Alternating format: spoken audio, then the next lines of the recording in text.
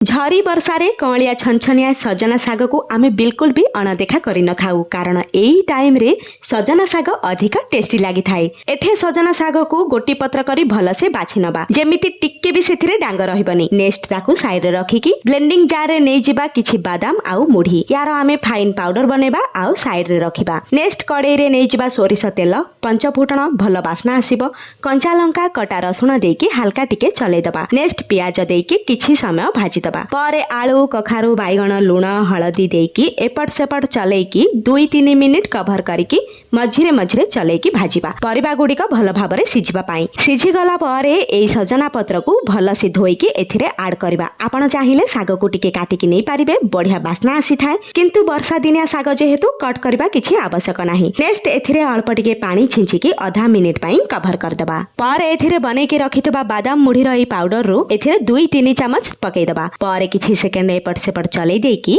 गरमा गरम सर्व करबा। जबरदस्त स्वाद आपण थरे बनांतु जानि पारिबे। जय जगन्नाथ।